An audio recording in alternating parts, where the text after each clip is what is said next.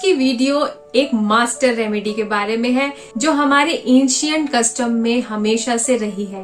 मैं बात कर रही हूँ फास्टिंग के बारे में, लेकिन यहाँ पे एक थोड़ा सा ट्विस्ट है। जब भी हम फास्टिंग के बारे में बात करते हैं तो हमारे को रात का खाना याद आता है जिसमें छोले, पूड़ी, हलवा ये सब चीजें होती हैं। पर जब हम अपनी बॉडी को रिजुविनेट करते हैं, हम किसी बॉडी को इलाज कर रहे होते हैं बीमारी का, या हम अपनी गुड हेल्थ के लिए बात कर रहे होते हैं, तो जब हम फास्ट को ब्रेक करते हैं तो हम किसी हैवी फूड से ब्रेक नहीं करते। तो आज की वीडियो में बात करेंगे फास्टिंग के बारे में, कितनी ड्यूरेशन का फास्ट होना चाहिए, क्या मेथड होने चाहिए और इसका क्या बेनिफिट होता है।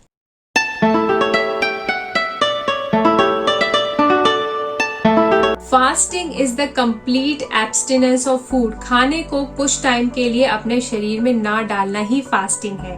और फास्टिंग जो है, हम कहीं ना कहीं इस वर्ड से काफी फेमिलियर है, लेकिन क्या ऐसा होता है फास्टिंग में जो ये हमारे लिए इतना जरूरी है, और क्यों इसको मास्टर रेमेडी कहा जाता है। ला इलाज बीमारियां भी सिर्फ फास्टिंग से ही ठीक होती है, और अब इसी के बारे में काफी रिसर्च पेपर्स भी पब्लिश हो चुके हैं कि क्यों ऐसा होता है कि फास्टिंग में हमारी जो डिजीज है वो गायब हो जाती है। एक तरफ हम अंडर न्यूट्रिशन भी स्ट्रगल कर रहे हैं और एक तरफ हम ओवर न्यूट्रिशन से स्ट्रगल करना शुरू कर दिया है। ओवर न्यूट्रिशन में हमारे जो बच्चे हैं वो इस टाइम पे अपनी उम्र से काफी मोटे हैं, काफी इनएक्टिव है, और यही हाल अडल्ट्स में भी है और ओल्डर पॉपुलेशन में भी है।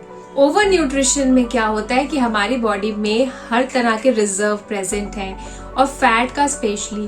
तो फैट के जो एडुपोज टिश्यूज हैं उसमें काफी सारा फैट जमा है। हमारे लिवर में हम काफी कार्बोहाइड्रेट खाते हैं तो ग्लाइकोजन रिजर्व भी है, और जब ग्लाइकोजन रिजर्व ज्यादा हो जाता है तो वो फैट में कन्वर्ट होके वो डिपॉजिट हो जाता है। और हमारा जो एक्सरसाइज का फिजिकल रिजीम है वो बिल्कुल जीरो है, तो हम एक सेडेंट्री लाइफस्टाइल जी रहे हैं। तो ओवर न्यूट्रिशन में क्या हुआ कि हमारे सेडेंट्री लाइफस्टाइल की वजह से हम कुछ भी खर्च नहीं कर रहे, हमारी एनर्जी जो है वो स्पेंड नहीं हो रही, उल्टा हम उसको रिजर्व में डाल रहे हैं।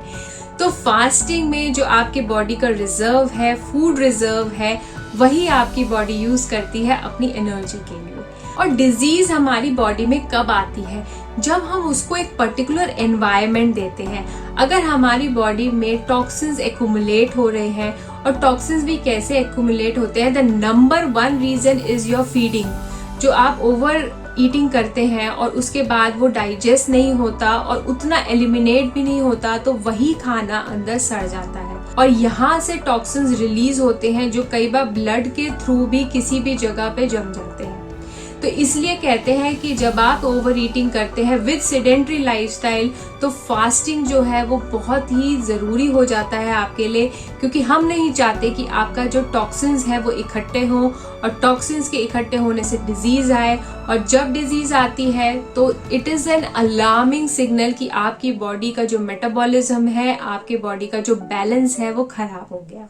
अब फास्टिंग करने का तरीका क्या है? सबसे बेस्ट तरीका ये है कि आप सारा दिन वाटर पे या लेमन वाटर पे रहें, और अगर आपसे वो चीज नहीं रह पा रही तो बेस्ट वे है कि आप फ्रूट जूसेस पे अपना सारा दिन स्पेंड करें। जूस फास्टिंग को बेस्ट इसलिए भी माना जाता है, तो जूस के अंदर की जो शुगर है वो आपके हार्ट को स्ट्रेंथन करती है, यूरिक एसिड को भी ये बहुत जल्दी से रिमूव करती है, और आपकी बॉडी में एक एनर्जी मेंटेन रहती है। जूस फास्टिंग इसलिए भी नेसेसरी है क्योंकि जब आपकी बॉडी फास्टिंग के स्टेट में होती है तो आपकी बॉडी में से बहुत ज्यादा टॉक्सिन्स रिलीज होते हैं, और इन टॉक्सिन्स के अंदर बहुत एसिड भी होती है।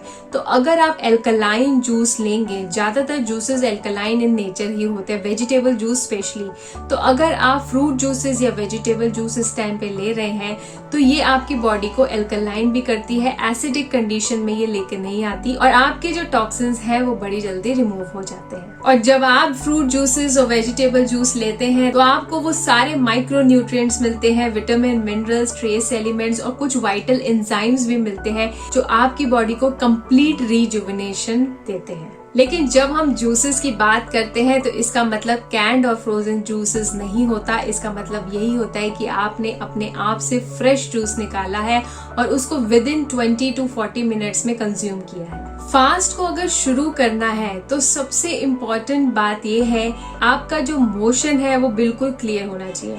उसके लिए जब आप फास्टिंग की शुरुआत करें तो स्टार्टिंग में ही आप 2 ग्लास से 4 ग्लास गर्म पानी पीजिए, ताकि जो भी आपके अंदर बाउल रुका हुआ है वो मोशन के थ्रू पास हो जाए।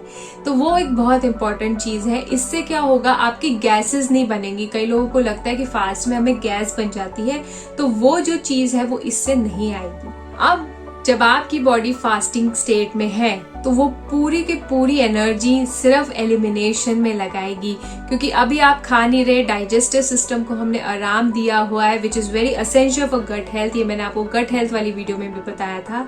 तो अगर जब हमारे डाइजेशन को आराम मिला है तो अब हमारी दूसरी एनर्जी, जो डाइजेशन वाली एनर्जी है, वो कहाँ जाएगी, वो भी एलिमिनेशन में लग जाएगी, क्योंकि बॉडी जो है अपनी एनर्जी टोटल डे में उतना ही स्पेंड करती है।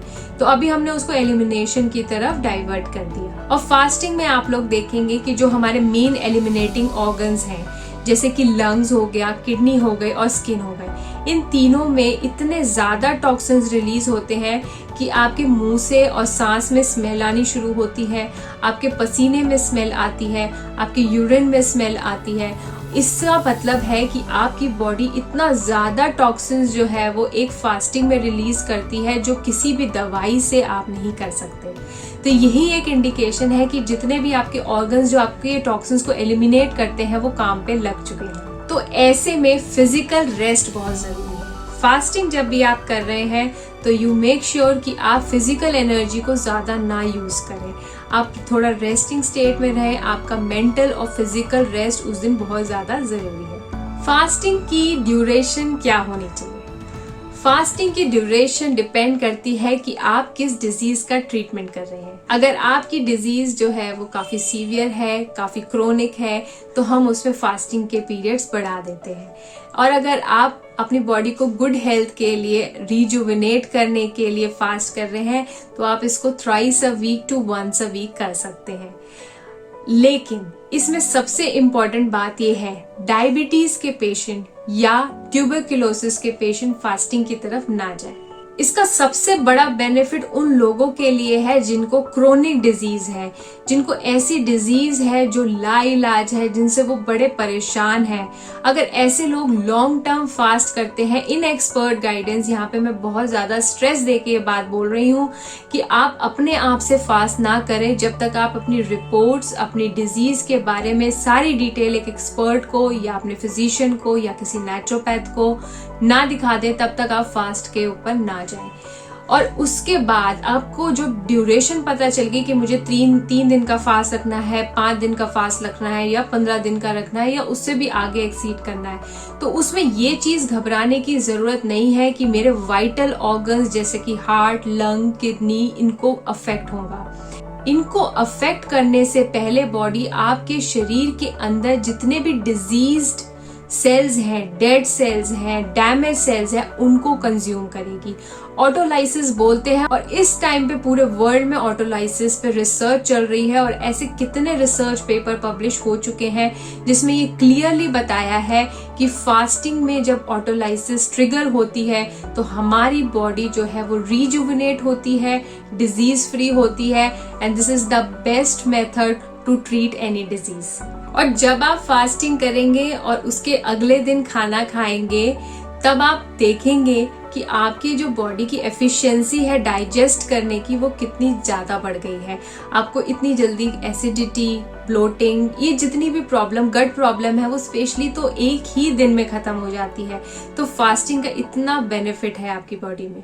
एक चीज का हमें ध्यान रखना है, जब भी आप फास्ट को ब्रेक करें तो सबसे पहले किसी भी सॉलिड फूड में आप इंडल्ज नहीं होंगे, इनटेक नहीं करना किसी भी सॉलिड फूड का। हमारे कल्चर में कहीं ना कहीं हम इस बात पे आके फंस जाते हैं कि हम लोग फास्ट तो करते हैं, लेकिन जब हम फास्ट खोलते हैं तो हमें पता है कि हम कितना ग्रीसी और कितना हैवी खाना खाते हैं, और उसमें 90% लोग आफ्टर फास्ट बहुत परेशान होते हैं एसिडिटी और ब्लोटिंग की वजह से। तो जब भी आप फास्ट को ब्रेक करेंगे, आपको 3 मेजर बातों का ध्यान रखना है। सबसे पहले आप किसी लिक्विड से फास्ट ओपन करेंगे, और वो लिक्विड होना चाहिए या तो कोकोनट वाटर या फ्रूट जूसेस या वेजिटेबल सूप से इसकी शुरुआत कर सकते हैं। और सेकेंडली, जब अगर आप सॉलिड फूड खा रहे हैं तो वो पहला सॉलिड फूड या तो खजूर होना चाहिए या कोई फ्रूट होना चाहिए। और थर्डली, अगर आप कोई सॉलिड फूड खा रहे हैं तो उसको च्यू करना जो है वो बहुत इम्पोर्टेंट है, क्योंकि अगर हमने फास्ट किया है तो हमारी बॉडी सुबह से रेस्ट में थी, हम उसको एकदम से काम नहीं करवा सकते। और स्पेशली जिस दिन आपने फास्ट किया उस दिन आप ग्रेन्स एंड पल्सेस, कोई भी अनाज और दाल, ये 2 चीजें आप नहीं लेंगे। आप चाहे तो किसी सब्जी खा सकते हैं अगर आपका मन कर रहा है। और यहाँ पे भी मैं फिर वही बात ऐड करना चाहूंगी कि सबसे पहले आप अपने डिजीज के बारे में बताइए और फिर आप अपने फास्टिंग में क्या क्या आप खा सकते हैं और किससे आप फास्ट ब्रेक कर सकते हैं, उसके बारे में भी पहले कंसल्टेशन लेके ही शुरुआत करिए।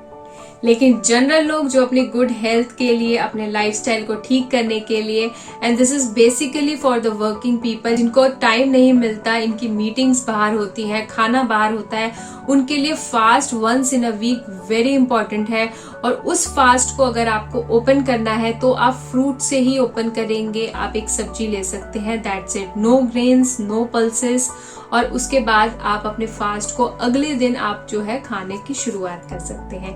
अगले दिन भी जब आप खाने की शुरुआत करेंगे तो स्टार्टिंग जो है वो आपकी कोकोनट वाटर से होगी, उसके बाद आप थोड़े से फ्रूट्स खाइए और फिर आप अपना डेली का रूटीन स्टार्ट कर सकते हैं। और अगर आपके दिमाग में ये क्वेश्चन आ रहा है कि ये तो बहुत ही डिफिकल्ट है मेरे लिए, मैं सारा दिन जूसेस पे नहीं रह सकता, मैं सारा दिन पानी पे नहीं रह सकता, तो कोई बात नहीं, आप इसमें अपने दिन के 3 मील में से कोई भी 2 मील फ्रूट्स का रख सकते हैं।